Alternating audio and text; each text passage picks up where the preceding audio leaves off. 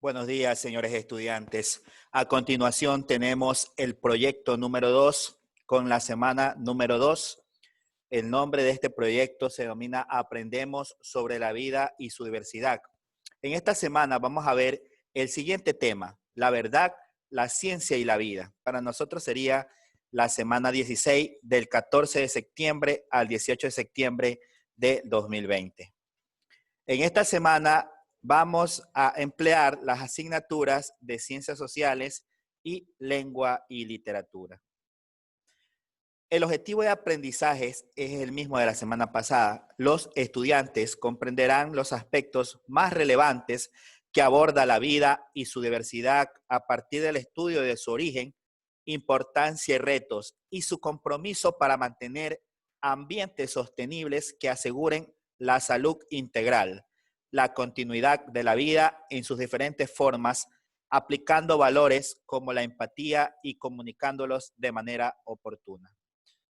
Los materiales que se están utilizando son los libros de las diversas asignaturas, cuadernos u hojas de trabajo, lápiz, esfero borrador, lápices de colores, materiales reciclables, reutilizables, también pegamento, palillos de madera, frutas, un cordón, una cuchara, un recipiente plástico, vasos, calculadoras y reglas. Muy bien, para empezar con las actividades correspondientes al proyecto 2 de la semana número 2, debemos primero leer el texto que nos da la ficha pedagógica. La verdad ha sido y es un tema de reflexión que ha preocupado a los seres humanos desde el principio mismo del origen del pensamiento. Una de las principales definiciones del término de verdad más famosa es la realizada por el filósofo Aristóteles, quien planteaba que la verdad es la correspondencia entre lo que pensamos y la realidad.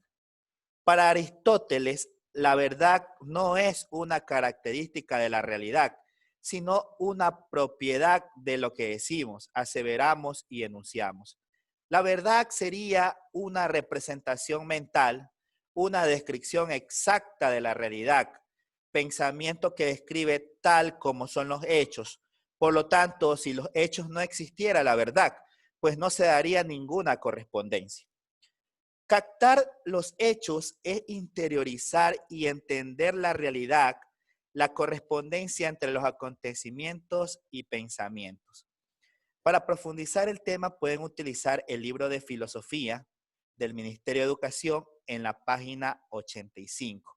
Pero antes de pasar a lo siguiente, nos estamos dando cuenta que yo he subrayado unas palabras principales que nos van a servir más adelante en una actividad de esta semana. Ustedes también pueden subrayar sus palabras principales del texto, tal como yo lo he hecho. Por aquí tengo tema de reflexión, aquí está Aristóteles, la verdad es la correspondencia entre lo que pensamos en realidad, y por aquí subrayé una representación mental. Continuemos. Sin embargo, es importante mencionar que la reflexión acerca de la verdad no está acabada y existen aún multiplicidad de cuestiones abiertas. De hecho, existen multitud de posiciones teóricas frente a este tema, como vemos a continuación. Otra postura, la del filósofo Friedrich Nietzsche, considera la verdad como interpretación individual o colectiva. Esta parte lo he subrayado. De la realidad que nos circunda, ya que como seres creadores e intérpretes de nuestra propia vida, vamos construyendo el sentido de esta. Esto se encuentra en nuestro libro de filosofía, también en la página 85. Aquí está el filósofo Friedrich Nietzsche. Por su parte, el filósofo español José Ortega y Gasset plantea su perceptivismo como una teoría epistemológica que se basa en la concepción de la verdad como una interpretación de un sujeto en particular. Para este pensador, el punto de vista es esencial para que se dé el conocimiento. Por ello, el sujeto no puede conocer la realidad en su totalidad, solo conoce una parte. Además, nadie posee la verdad absoluta. Solamente de la perspectiva es posible conocer la verdad. Esto está en el libro de filosofía en la página 86.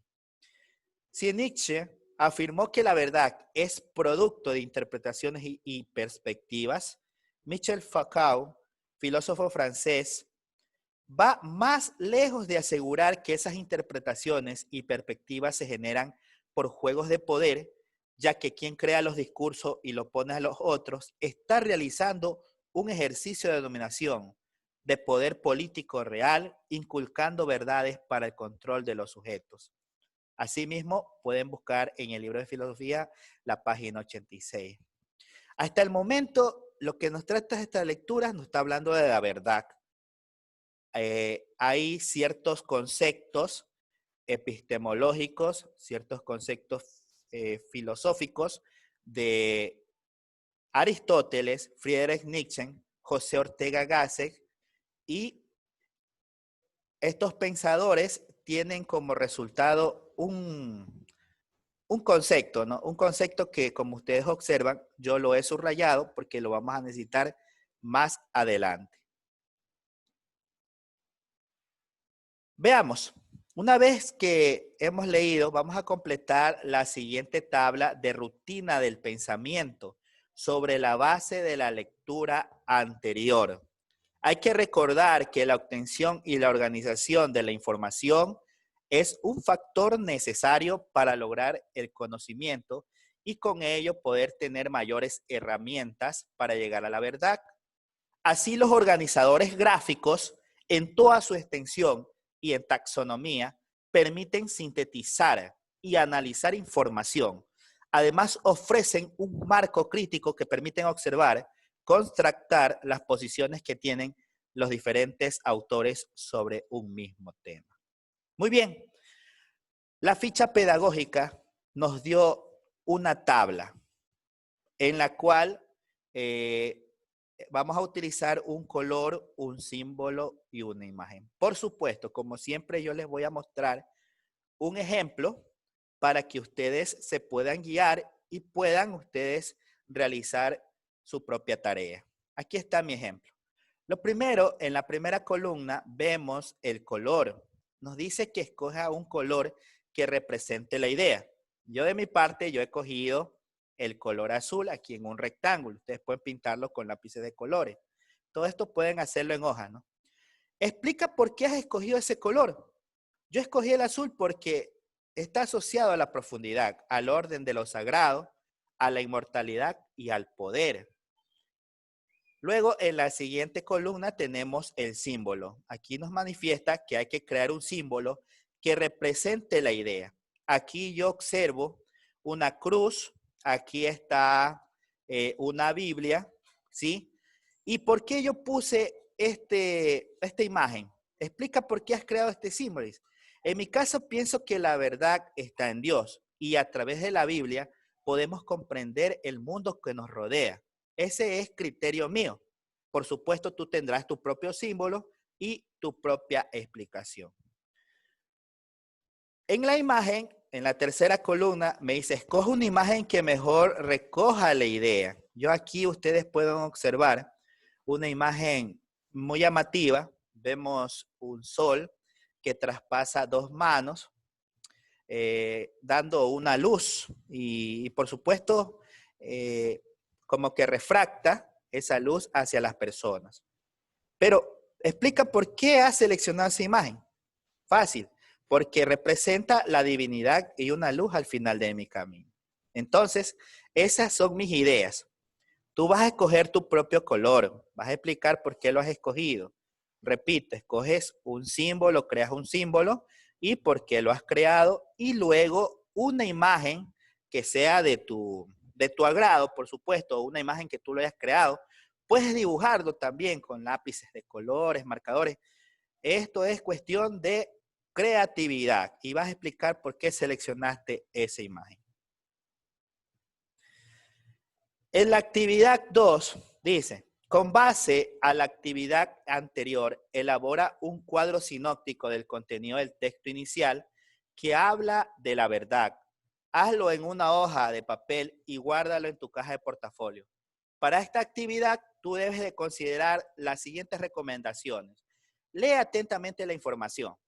Subraya las ideas que te parezcan más importantes. Miren, esta parte de subrayas, yo ya lo hice en la presentación anterior. Ustedes vieron que subrayé algo de Aristóteles, subrayé algo de Nietzsche, ¿sí? Y subrayé algo de Gaxon. De las ideas subrayadas, identifican las ideas principales e ideas secundarias del texto. Organiza las ideas principales y secundarias en las llaves que conforman el cuadro sinóptico.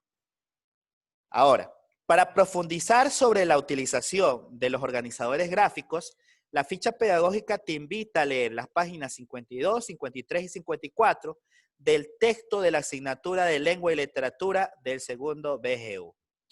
Aquí están, yo he puesto estas páginas, ustedes deben encontrarlo en sus libros, textos integrados. Aquí le habla qué es un cuadro sinóptico, cómo se elabora. Por acá les habla acerca de un diagrama de Venn.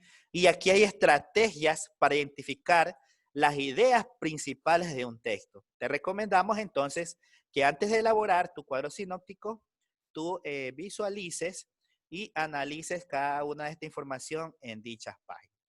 Y bueno, les voy a mostrar el cuadro sinóptico que yo hice de ejemplo de lo que yo realicé en la lectura anterior. Como todo hablaba de la verdad, yo aquí le puse la parte central de la verdad. He hecho un diagrama de jerarquía de manera horizontal y tenemos que la verdad es un tema de reflexión a nivel general, a nivel global. Y como me manifestaban, tenemos tres filósofos, Aristóteles, quien decía la verdad es la correspondencia entre lo que pensamos y la realidad. Eso yo ya lo subrayé.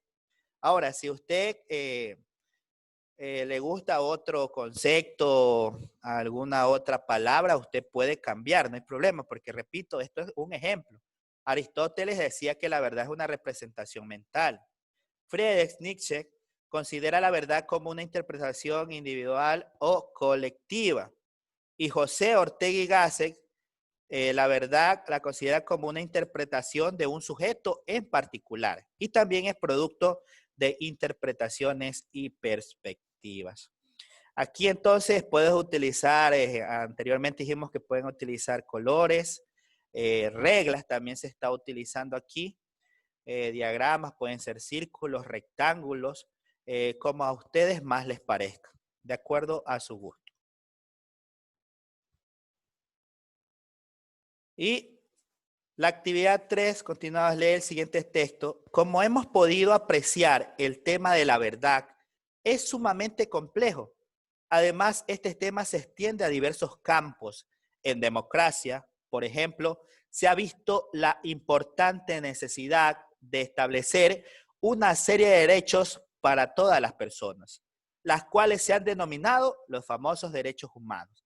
Estos derechos, en principio, se consideran verdaderos y nos permiten proteger la vida y la dignidad de las personas o la dignidad humana. Aquí hay un fragmento en la ficha pedagógica. Fue necesario que los derechos humanos fueran reconocidos en el marco jurídico de los países para que existiera una obligatoriedad jurídica del cumplimiento y no se quedaran como menos ideales. A pesar de que existe un marco jurídico que garantiza el ejercicio de los derechos humanos, estos siguen siendo afectados, lo cual ha provocado el sufrimiento e incluso la destrucción de las sociedades enteras. La realización plena de los derechos humanos también depende de la adopción de responsabilidades y deberes políticos, sociales, morales, éticos, implícitos, que deben ser cumplidos por todos, por los individuos, la sociedad civil, el Estado y la comunidad global en general. Miren, este fragmento fue sacado de la página 15 de nuestro libro del texto integrado de Educación para la Ciudadanía. Aquí en la parte derecha, ustedes pueden observar y además la ficha pedagógica le invita a profundizar sobre este tema, ¿sí? Y puedes consultarlo en esta página 15, tal como lo observas.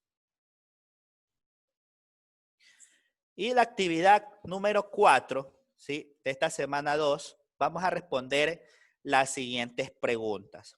Aquí tengo ya mis respuestas, pero vuelvo a repetir, esto solamente es mi criterio, mi ejemplo, por lo tanto usted tiene que ubicar sus propias respuestas. Primero les preguntan, ¿qué es la verdad? Yo escribí, la verdad se revela y descubre en las relaciones intersubjetivas, en espacios comunicativos, donde por supuesto el consenso desempeña un lugar especial. Una verdad fuera de la práctica del consenso no encuentra legitimación y por lo tanto resulta estéril. Lo mismo que se enriquece espiritual, no hay acceso posible a ella. ¿Por qué es tan complicado definir el término verdad? Bueno, mi criterio es complicado debido a que todo tuvo un origen. Y desde un punto de vista teológico, la mayoría de las personas creen en Dios y cuya escritura dijo, yo soy el camino, la verdad y la vida. Puede ser también que tú tengas tu propio criterio, de acuerdo a tu propia teología, de tus propias palabras, para interpretar por qué es complicado definir el término de la verdad. Muchos movimientos sociales, obreros feministas, indígenas, ecologistas y ecofeministas defienden posturas que afirman como verdaderas. ¿Cuáles son las premisas que mantienen ellos, no? ¿Y cuál es la relación con la democracia y los derechos humanos? Bueno, ustedes conocen que los movimientos sociales son esas agrupaciones que se reúnen para poder implantar y reclamar lo que es un derecho que les corresponde de una manera pacífica. Bueno, aunque en ciertas ocasiones resultan conflictos en las comunidades o hay muchos desastres a nivel de la sociedad cuando no se los maneja con calma o no está organizada de la mejor manera o correctamente. Entonces, yo respondí, ¿cuáles son las premisas que mantienen? Las premisas que mantienen es su moral y su apego de vivir sanamente en la sociedad, ayudándose a resolver problemas los unos a los otros, luchan por sus derechos y por su libertad. ¿Y cuál es la relación con la democracia y los derechos humanos? Yo respondí, la relación entre democracia y derechos humanos también es configurada según el orden político existente y el predominio de ciertas filosofías políticas o corrientes filosóficas, así como la manera que éstas tienen de entender al individuo y de priorizar los derechos humanos. El privilegiar las libertades individuales por sobre otros derechos promueve indirectamente la desigualdad social. Ahí está mi criterio. Tenemos dos preguntas más. ¿Cuál es la relación contemporánea entre la ciencia y la verdad? Esto ya es un poco más profundo de lo que tú piensas como estudiante, que tiene que ver la ciencia y la verdad. Yo vi que ciencias y verdad no deben confundirse, sino que se apoyan y sostienen mutuamente. La verdad no se puede definir a través de las ciencias solas, como si únicamente los resultados de las investigaciones científicas. Sin embargo, se puede decir que la investigación científica es un acceso muy noble y digno hacia la verdad, mientras últimamente la verdad confiere más profundo sentido a la ciencia. Miren que en décadas pasadas hubieron filósofos, hubieron personas que experimentaron para poder descubrir ciertas cosas que tenemos en la actualidad. Por ejemplo, me pongo a pensar, tuvo que haber el primer invento para poder realizar una operación. Cómo operaban en el pasado y ahora cómo operan de manera magnífica con los debidos implementos, digamos, también de lo que hay en un hospital, o cómo crearon, por ejemplo, una computadora o cómo crearon un celular de último modelo. O sea, la ciencia y la verdad tienen algo que ver, ¿no? ¿Sí? Pero miren ahora lo que les muestra la última pregunta. ¿Cuál es la posible relación entre la verdad, la ciencia y la vida? Es decir, verdad, ciencia y vida, que es el tema de esta semana. Yo puse aquí, la ciencia tiene un doble compromiso. Por una parte, el compromiso teórico de buscar la verdad. La ciencia sirve a la verdad y la verdad al hombre. Y el hombre se refleja como una imagen. En definitiva, la verdad ocupa un lugar central en la vida humana y la ciencia es un camino privilegiado para buscar y encontrar la verdad.